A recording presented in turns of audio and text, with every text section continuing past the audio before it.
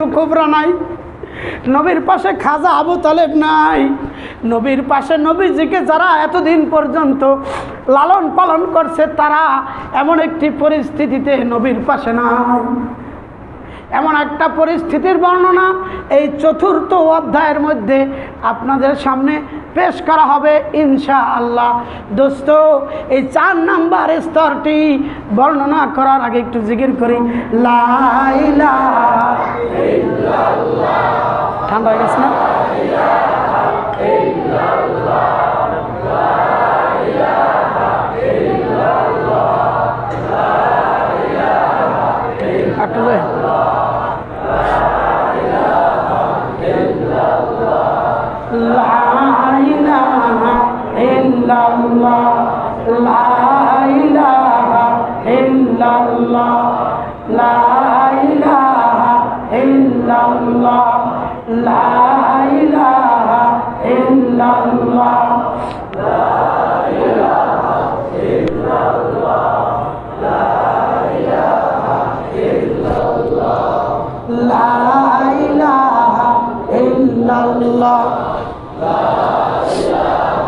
জোরে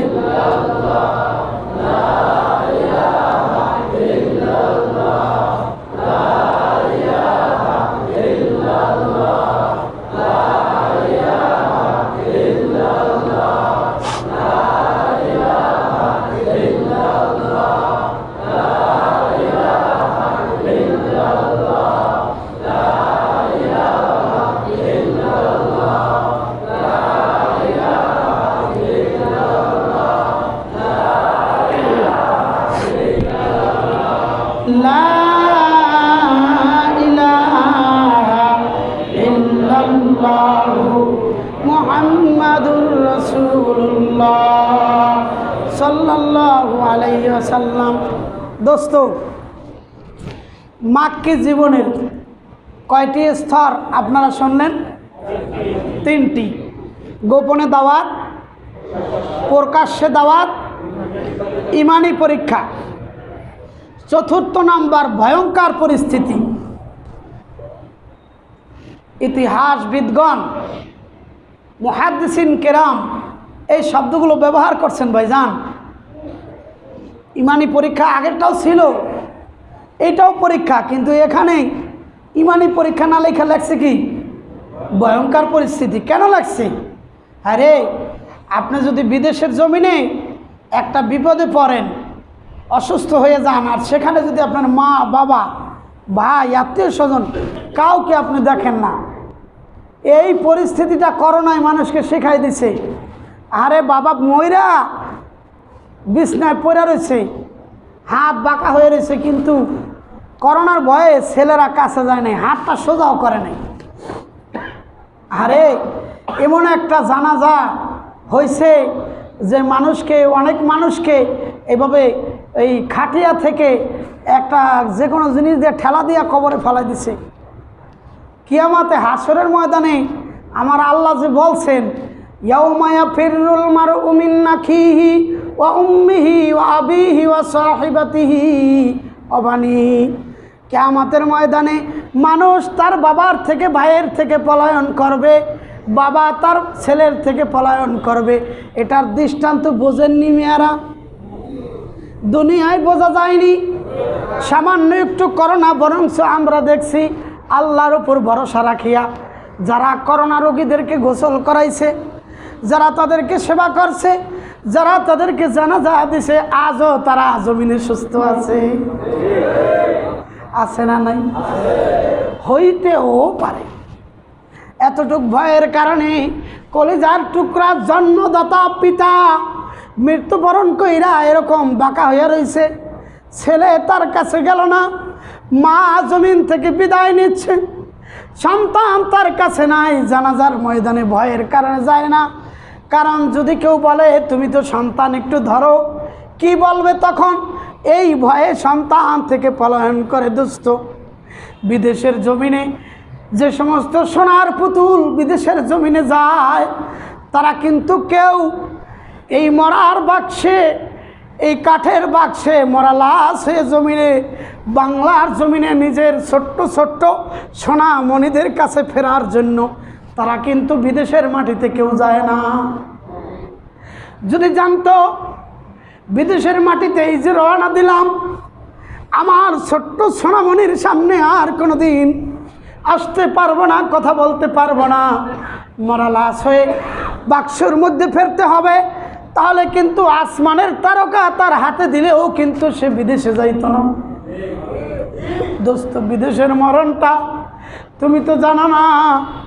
তোমার যেই ভাইয়েরা বিদেশে গেছে তাদের কাছে জিজ্ঞেস করো, দোস্ত একই জমিনে বিদেশের মাটিতে মৃত্যুবরণ করলে তার আত্মীয় স্বজন পাশে না থাকলে কত জ্বালা হয়।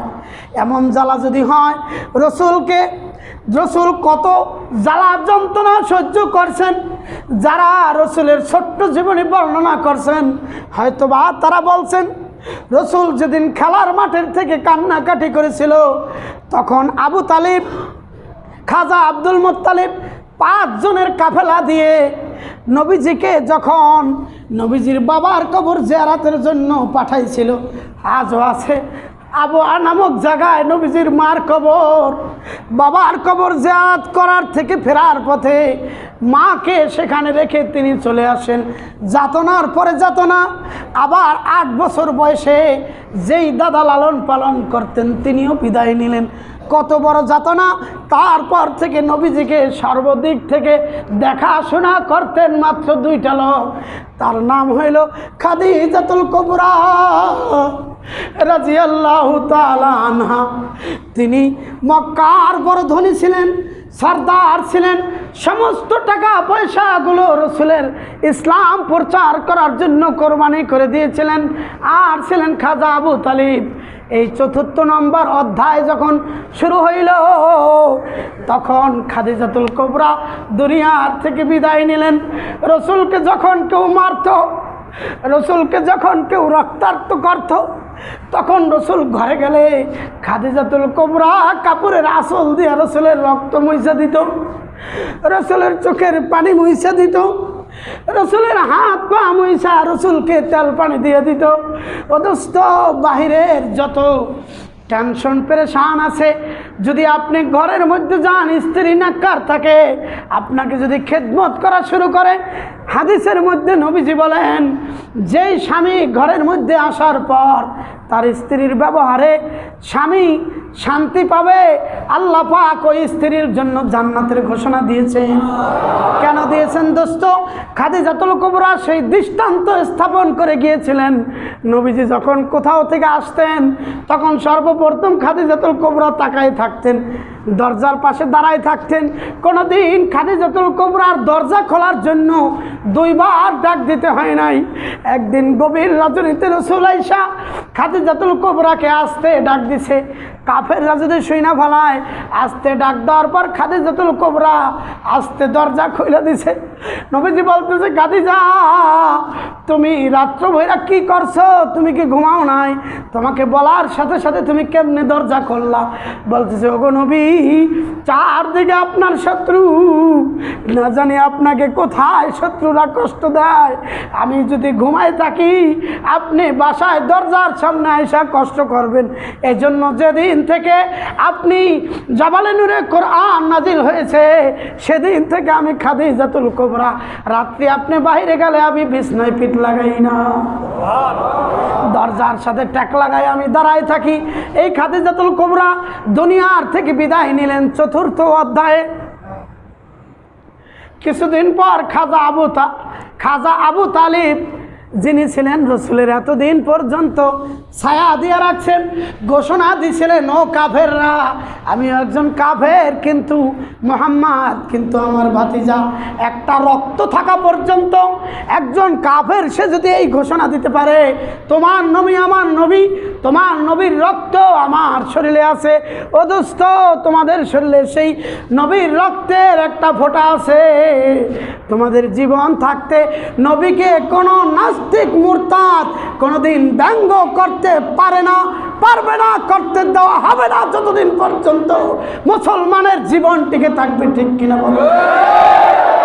দোস্ত এই ভালোবাসাটি নিয়ে যদি কিয়ামতের ময়দানে ওঠা যায়, বলা যাবে রাসূল গো তোমাকে দেখি নাই, কিন্তু তোমার সেই আবু জাহেল যারা তোমাকে কষ্ট দিয়েছিল তাদের সাথে যুদ্ধ করেছি, তাদের সাথে স্লোগান দিয়েছি, তাদের বিরুদ্ধে তোমার আদর্শকে প্রতিষ্ঠা করার জন্য স্লোগান দিয়েছি, গলায় ব্যথা বানাইছি।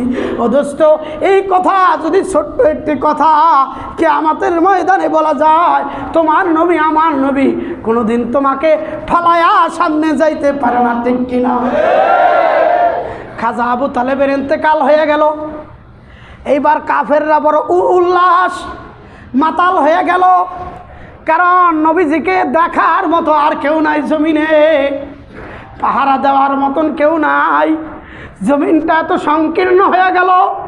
কেতাবে মুহাদ্দিসিনগণ এজন্য লাগছে ভয়ঙ্কর পরিস্থিতি। নবীজির মাথার উপর এমন চাপা চাপছে, এই চাপাটা কবি তার ভাষায় বলতেছে সুব্বাত আলাইয়া মাসাইবুন লাউ আন্নাহা সুব্বাত আলাল আইয়ামি সিরনা লায়ালিয়া। আল্লাহু আকবার। নবী বলতেছে আজকে আমার মাথার উপর এমন একটা মুসিবত চাপছে, যদি এই মুসিবত দিনের উপর চাপতো তাহলে ওই দিন দিন থাকতো না, সূর্যের মুখ দেখা যাইতো না। সিরনা আলাইহা, ওই দিনটা রাত্রে অন্ধকারে পরিণত হয়ে যাইতো। আজকে আমার উপর এমন একটা মুসিবত চাপছে, আমাকে ঘরে গেলে যে সান্ত্বনা দিত সেও নাই, বাহিরে মানুষের শত্রু থেকে যার ভয়ে মানুষে আমাকে সচরাচর আঘাত করতো না সেও নাই। মক্কার কাফেরা উল্লাসে মাতাল হয়ে গেল। তারা বিভিন্ন স্লোগানে স্লোগানে মক্কার জমিনকে মুখরিত করতে লাগলো, কোথায় মুহাম্মদ তাকে ধরো, তার দিন আর জমিনে রাখতে দেওয়া হবে না। খাদিজাতুল কুবরার কবর রচিত হয়েছে, খাজা আবু তালেব তিনি কবরে গেছেন, তার সাথে সাথে তার দিনকে মুহাম্মদকে কবরে দিয়ে দেওয়া হবে। নাউজুবিল্লাহ, জোরে কোন নাউজুবিল্লাহ।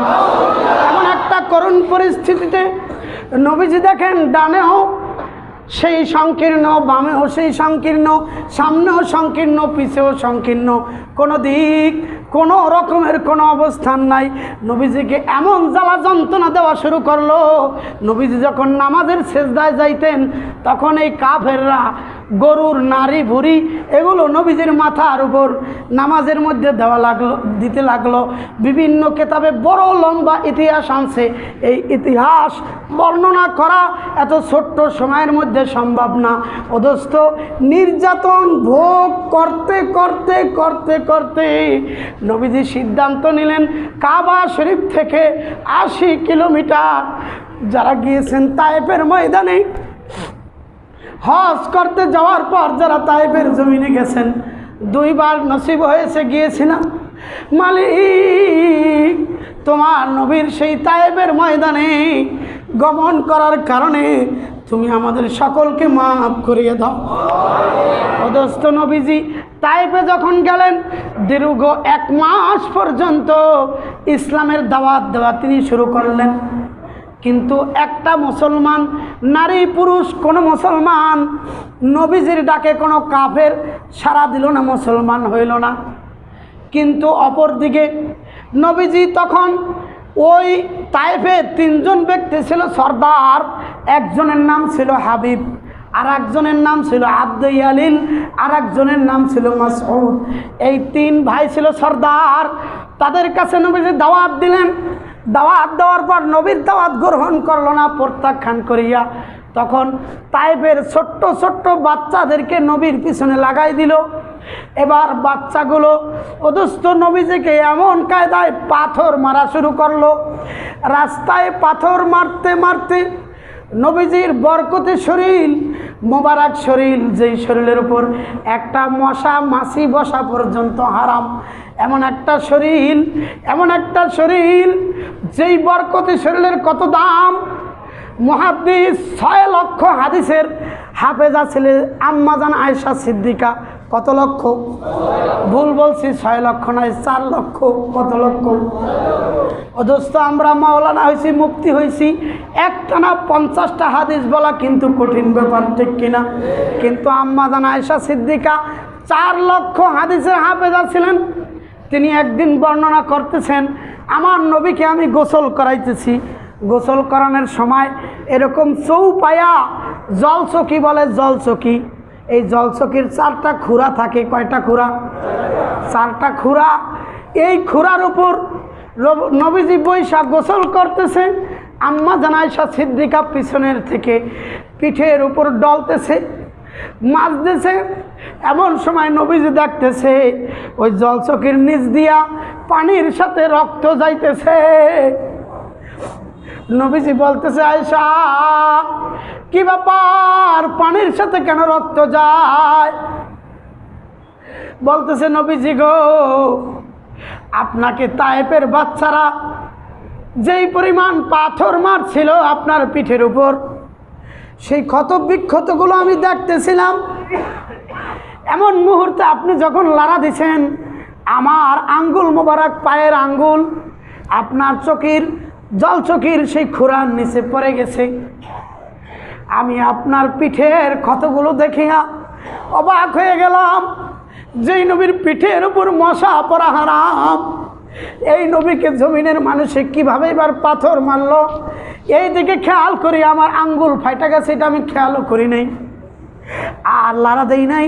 আপনি কষ্ট পাবেন বলিয়া অদস্ত নবীজিকে এমন পাথর মারছে। পাথর মারার পর তায়েফের ময়দানে একটা মসজিদ আছে, যেই মসজিদের পাশে একটা আঙ্গুরের বাগান ছিল, আজও আছে সেই আঙ্গুরের বাগানের স্মৃতি। আমি গিয়েছি, সেই গাছগুলো তত মোটা নয়, তত লম্বা নয়, কিন্তু দেখতে মনে হয় হাজার হাজার বছরের গাছ আজও সেই জায়গায় পড়ে আছে। নবীজি ওই জায়গায় একটা গাছের সাথে ঢেলান দিয়ে বসেছিলেন। তখন নবীজিকে বেহুশ হয়ে পড়ে গেলেন। তখন নবীজিকে মাথায় পানি দিয়া হুশ কইরা দ্বিতীয়বার আবার তারা পাথর মারল।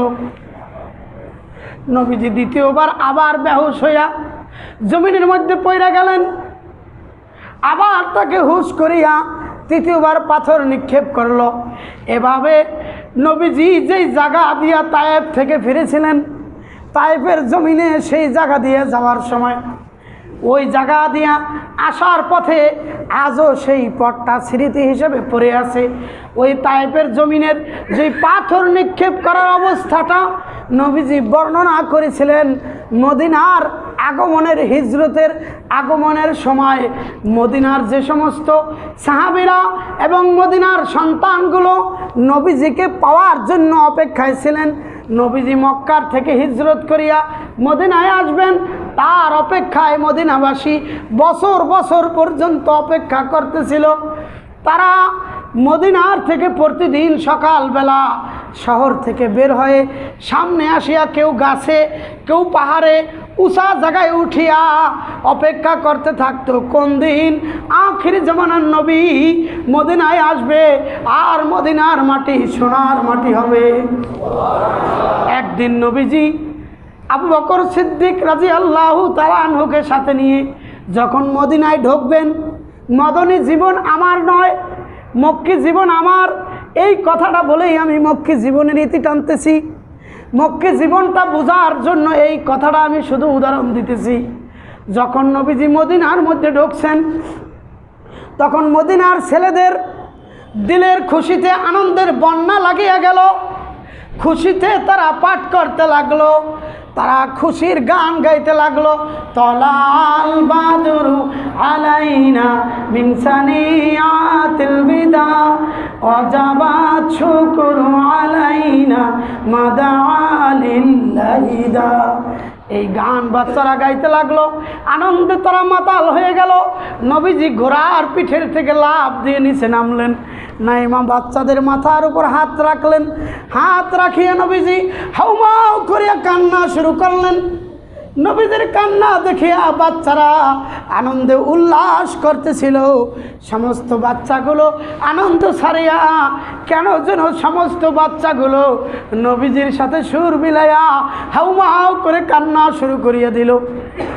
কিছুক্ষণ কান্নাকাটি করার পর বাচ্চারা বলল, নবীজি বহুদিন পর্যন্ত আপনার অপেক্ষায় ছিলাম, আজকে আমাদের খুশির দিন। তলা আল বাদরু আলাইনা, আজকে আমাদের খুশির দিন, কেন আপনি কাঁদতেছেন? এবার নবী বলতেছে, বাচ্চারা তোমরা কি শুনবা না চোখে দেখবা? বাচ্চারা বলতেছে দেখাই দিলে ভালো হয়। নবীজি তখন গায়ের জামাটা খুলিয়া ওই বাচ্চাদের দিকে ফিরাইয়া, পিঠ ফিরাইয়া বাচ্চাদের দিকে ফিরাইয়া এবার বলতেছে, ও মদিনার বাচ্চারা দেখো আমার পিঠের দিকে তাকাও। দোস্ত এই কথাটা বলেই আমি শেষ করছি, খুব খেয়াল করিয়া শুনবেন। তায়েফে নবীজিকে কত কষ্ট কাফের মুশরিকগুলো দিয়েছিল। বাচ্চাদেরকে বলতেছে, বাচ্চারা তোমরা দেখো আমার পিঠের দিকে, চামড়াগুলো ক্ষত বিক্ষত হয়ে গিয়েছে।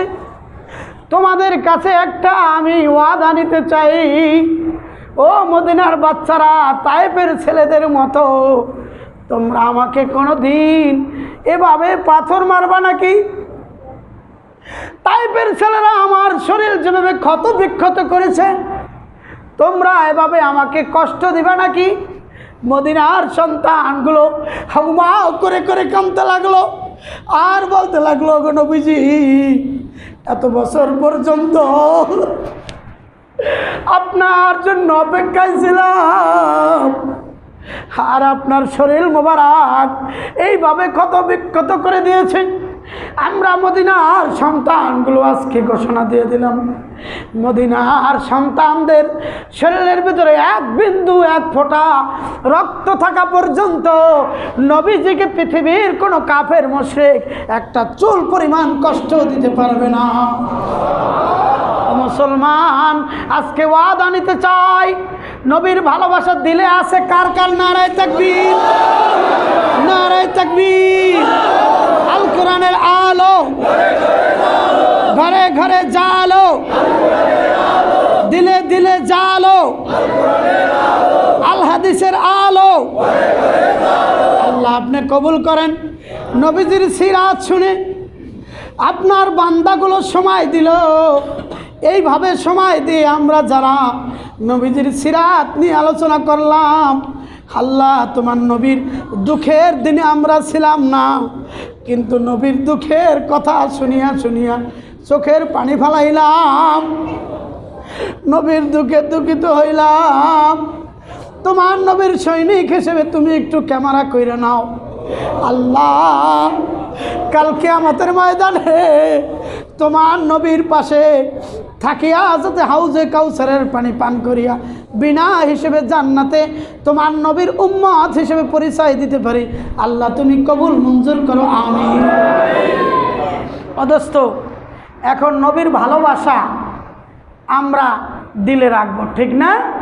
আমি আয়াত তেলাওয়াত করেছি, আল্লাহ পাক বলছেন, কুল ইন কুনতুম তুহিব্বুনাল্লাহ ফাত্তাবিউনি ইউহিব্বুকুমুল্লাহ। তোমরা যদি নবীকে ভালোবাসো, নবী তোমরা যে বলো যে হ্যাঁ বদরে আমরাও নবীর পাশে থাকতাম, এমিয়া ওহুদের ময়দানে আজও সেই ওহুদ পাহাড়ের পারে দাঁড়াইলে মনে হয় সেই বালুগুলো সাহাবাই কেরামের রক্তে মিশ্রিত।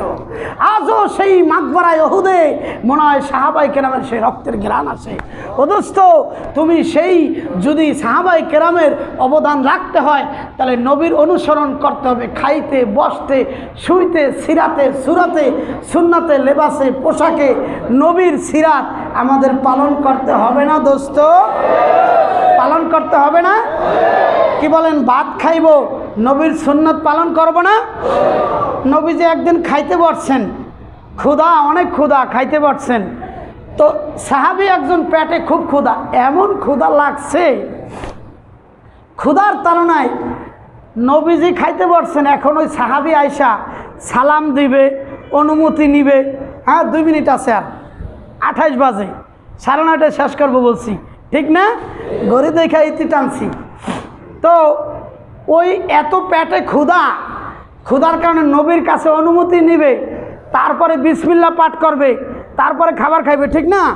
কিন্তু ক্ষুধার যাতনায় কিসের বিসমিল্লাহ আর কিসের কি সাহাবী সব ভুলে গেছে, যাই এই হুম করে প্লেটের মধ্যে হাত ঢুকাই দিছে।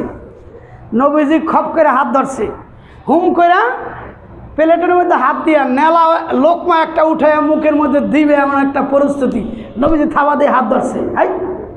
থাবা দিয়ে হাত ধরছে। দেখেন তো কি পরিস্থিতি, এমনি পেটে ক্ষুধা, আর এমন ক্ষুধা যে বলার সময় নেই, বিসমিল্লাহরও সময় নেই। এমন আমরা করি কি না? হ্যাঁ, কিসের হাত ধোয়া তুই হাম্মুর হুম্মুর খাইয়ালি, এমন একটা পরিস্থিতি আমাদের হয় না? তো নবীজি হাত ধরছে থাবা দিয়া। সাহাবি, খুব ক্ষুধা লাগছে না? জি হুজুর, অনেক ক্ষুধা লাগছে। কয় খোদার কসম, যে আল্লাহর হাতের মধ্যে আমার জান, আমার মা বাবার জান, সেই খোদার কসম করে বলছি, তোমার হাত আমি একা ধরি নাই। আমরা যখন বিসমিল্লাহ পাঠ কইরা দস্তরখানা বিছাইয়া সুন্নাত তরিকায় খাওয়া শুরু করছি, তখন শয়তান মিয়া চান্স পায় নাই। শয়তান মিয়া কি আমাদের সাথে চান্স পায় নাই, ওকে তালা দিয়ে আটকায় রাখছি। আমরা খাইতেছিলাম, তখন ওই শয়তান মিয়া পাশে এই কুত্তার মতন জিব্রা বাইর করে এইভাবে পাশে বসে আগান, আমরা কি কই বাংলায়, আগান দিতেছিল। আগান কয় না? আগান দিতেছিল। তুমি যখন আইসা বিসমিল্লাহ নাই, আউযুবিল্লাহ নাই, কিচ্ছু নাই, সরাসরি হাত দিয়ে দিছো, তখন এই চান্সে ওই শয়তানটা তোমার হাতের সাথে হাত ঢুকাই দিছে। আমি ওই শয়তানের হাতে ধরছি। সুবহানাল্লাহ, আল্লাহু আকবার। কয় নিঃসন্দেহে তোমার হাতের সাথে আমার হাতের মধ্যে, মুঠের মধ্যে শয়তানের হাতও আছে। তো এই যে সুন্নত, একটা সুন্নত নবীজি অলৌকিকভাবে দেখাই দিলেন। আমি বিসমিল্লাহ পড়লাম না, দস্তরখান বিছাইলাম না, শয়তানকে নিয়ে খাইলাম। সেই খাওন শয়তান তো কতটুকু খাইয়া ওই খাবারের মধ্যে বমি করে থুয়ে যায়। তখন এই খাবার খাইলে পেটের মধ্যে ঠাড়া পড়বে না, করবে কি? কথা বোঝেন নাই? সুন্নাতে খাওয়ান খাইলে তো কিচ্ছু হবে না। নবীজির যুগে ডাক্তার পাঠাইছেন, ভাই কষ্ট হয়? 30 বেজে গেছে, এখন তো সিগন্যাল। হ্যাঁ, নবীজি ডাক্তার পাঠাইছেন এক এলাকায়। 1 বছর পর ডাক্তার বলতেছে, হুজুর কাজ, কোনো চাকরিই নেই, বেহুদা, কোনো রুগী নেই। কেন? এই সমস্ত লোক অভিযোগ করছে। নবী বলতেছে, তোমরা রোগী হও না? সাহাবীরা বলতেছে, না হুজুর, আমাদের কোনো রোগ নাই। কেন? আমরা সুন্নাত তরিকায় খাই। সুন্নাত তরিকায় কি করি? আমরা তো খাইতে বসলে মাছে ভাতে বাঙালি। আমি আবার মাছ চাষ করি, বর্তমান সারা বাংলাদেশে ওই হাউজে মাছ চাষ, এটা প্রশিক্ষণ দিই। তো ভাত খাইয়া আমরা কি করছি, পেট মোটা করছি। তো চিটাগাঙ্গের এক ভাই ওই মাছকে এমন খাওয়ান দিছে, খাইতে মাছের পেট এত বড় মোটা, লেজাও নাই মাথাও নেই। কী ব্যাপার, মাছের এত বড় পেট হইলো, মাথা কই, লেজা কই? কয় ভাই, আমি তো মাছরে পান্তা ভাত খাওয়াই। কি খাওয়াই? পান্তা ভাত। এই ভাত আমরা খাবো, ভাতের কোনো দোষ নাই, কিন্তু সুন্নাত তরিকায় খাইতে হবে, ঠিক না? সুন্নাত তরিকায় খাবেন, সুন্নাত তরিকায় চলবেন, নবীর সুন্নাতকে কলিজার টুকরার থেকে ভালোবাসবেন। নবীজি বলছেন, তারাক্তু ফিকুম, যাও, আমি তো চলে গেলাম দুনিয়ার থেকে, তোমাদের মাঝে 2টা জিনিস রেখে গেলাম, একটা কিতাব আল্লাহ আর একটা সুন্নাত রাসূল। এই 2টা রেখে গেলাম, আর এই 2টা দেখাশোনা করার জন্য ওলামায়ে কেরাম রেখে গেলাম। ইন্নাল ওলামা ওয়ারাসাতুল আম্বিয়া, আলেমরা হইল নবীদের কি ওয়ারিস। এখন ওয়ারিস কাকে বলে এটা বলে শেষ করব। আপনারা তো 2 মিনিট আমারে ভিক্ষা দিচ্ছেন, ঠিক না? এই জন্য বললাম, নাহলে 9:30টায় শেষ করছিলাম। তো ওয়ারিস কাকে বলে? বাবা মৃত্যুবরণ করার পরে ছেলেরা গাড়ি বাড়ি জায়গা জমিন ভাগ করে যারা নিবে, এদেরকে কি বলে? বুঝতে পারছেন কথা? এটা হলো মিরাজ বন্টন। যারা উকিল এবং মাতবার, এই যে শাহজাহান ভাই, এরা ওই সিরাজি ভালো বোঝে, জায়গা জমি বন্টন এরা খুব ভালো বোঝে। তো আমি মৃত্যুবরণ করলে আমার জমিন যারা পাবে, আমার ছেলে মেয়ে, তাদেরকে কি বলে? ওয়ারিস। তাই আলেম ওলামা নবীদের ওয়ারিস, ঠিক না? তাহলে নবীদের গাড়ি বাড়ি এইগুলো আমরা ভাগ পাই না? কথা কয় না? আমরা যদি নবীর ওয়ারিস হয়ে থাকি, তাই নবীর গাড়ি বাড়ি জেনে যা আছে লন মুফতি সাহেব ভাগ করে নিয়ে আসি, আমরা তো ভাগ পামু। হ্যাঁ পামু ঠিকই, কিন্তু যেটা রাখবে সেটা সেন। আমি মারা গেছি, এখন আমি একটা ঘর রাখলে সেইটার সেন আমার ছেলেরা ভাগ পাইবে। আর আমি যদি ভ্যান্না পাতার জ্বালা রাখা যাই, তাহলে আমার ছেলেরা কি বিল্ডিং পাইবে? নবী বলছে, ইন্নাল আম্বিয়া লা ইউয়ারিসু দিনারাহু ওয়ালা দিরহামা। নবীদের ওয়ারিস তোমরা হইবা, কিন্তু নবী তো ঘরও রাখে নাই, বাড়িও রাখে নাই, জায়গা জমি রাখে নাই, টাকা পয়সা রাখে নাই। আলেমরা তোমাকে ঘর বাড়ি জায়গা জমি ভাগ করতে যাওয়া লাগবে না।